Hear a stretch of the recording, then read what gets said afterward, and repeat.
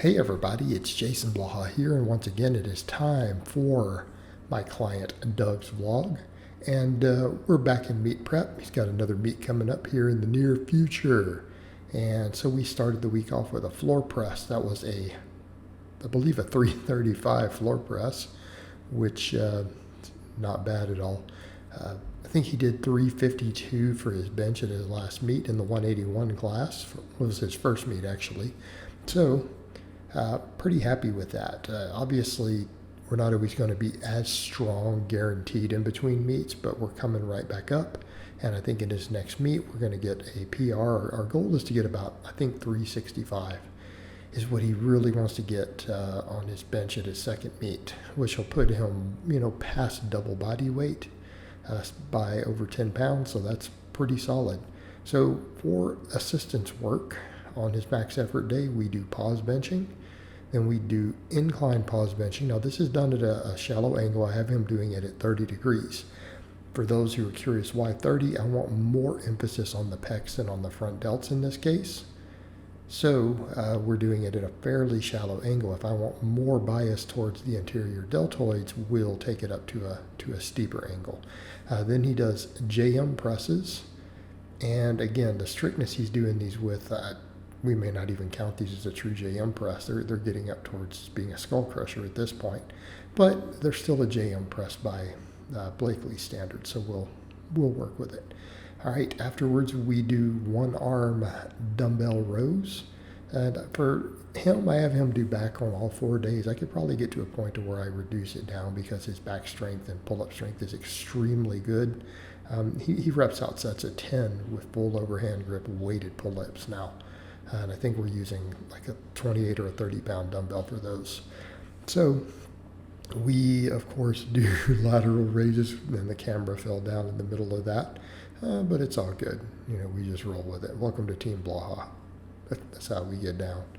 All right, and then he did some band press downs, but I pulled those out just for the sake of brevity. All right, max effort, lower day. We did a conventional deadlift, 460. All right, this is a PR for him.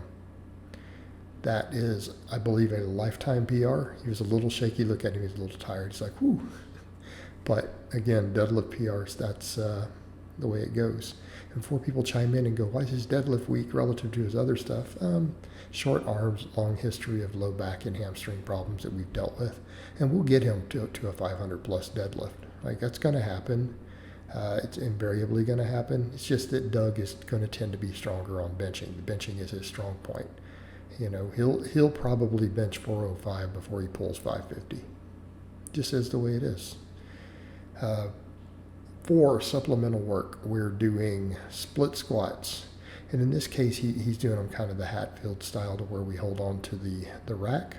And I'm okay with that because look at the depth. We're getting to parallel. We're getting below parallel. And as long as we do that, I'm fine with it. And again, his squat has been coming along nicely. Squat's coming along nicely, so I'm not worried about that. That supplemental work will get it done along with the box squats. For him, we've got to focus more on just posterior chain. All right, I also have him do pull-ups on his lower body days as a deadlift accessory. And like I said, he's pretty strong at pull-ups. You just watched him crank out his last set of 10 reps, I believe, there. With a dumbbell between his knees. And this is, again, not chin-ups. These are overhand grip pull-ups. Different beast. All right. Final supplemental lift would be reverse hyper extensions. And everyone knows how I feel about reverse hypers. We love them on Team Blaha, just like they did at Westside Barbell, where the patent was made for these. And I fully agree. It's one of the greatest exercises ever developed for both things like glute and erector development, as well as just prehab restoration. All right, dynamic effort, upper day, speed bench. We do triples for him, rotating grips. We do 3 sets wide, 3 sets medium, 3 sets closed grip. Afterwards, we do 30-degree incline bench. I'm having him pause now because I want to develop more pectoral. And this is a point that comes up in these conversations a lot. A lot of people are like, well, if people don't compete in powerlifting, do they really need to pause? It's like, well, I'll give you two answers as to why. Number one, yes, they need to pause. because no one's going to count your bench press. Like, no reasonable person's ever going to look at your touch and go bench and count it as legit. They shouldn't, because you're being compared against people who are forced to pause. Okay, it's just an ego lift at that point. It's not the way it's compared. Number two, yes, it will give you better pectoral development. I will go out on a limb and say, look at all the guys who've bench pressed who claim the bench press doesn't build their pecs, and then look at what they do. How many of them bounce that bar off their chest?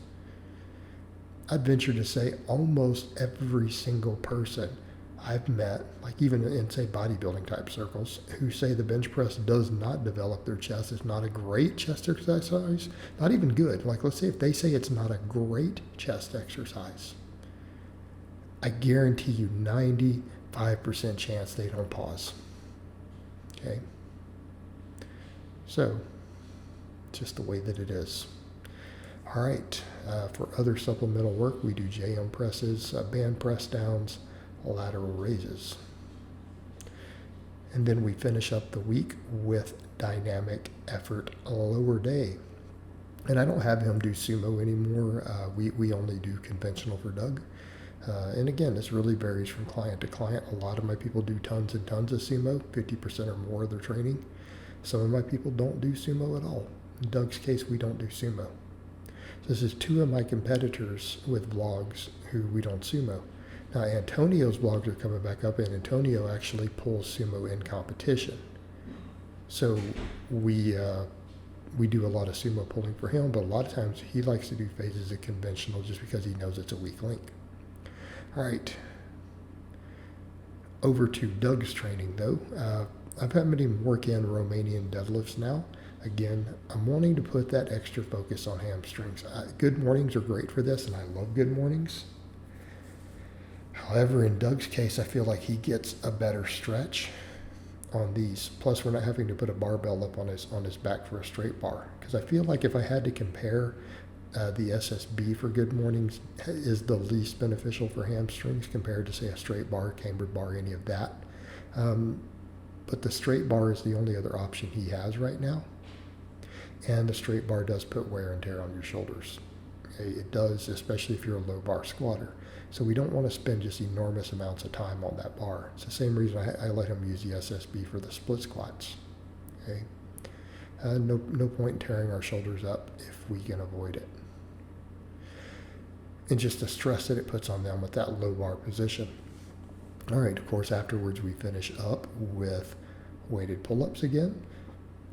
And again, notice the strength he has on these. His lats are not a weak link by any means. And then we finish up after that with reverse hyperextensions. All right, guys, but that's really all I have to say on that today. I hope it's been informative, and I'll talk to you guys next time.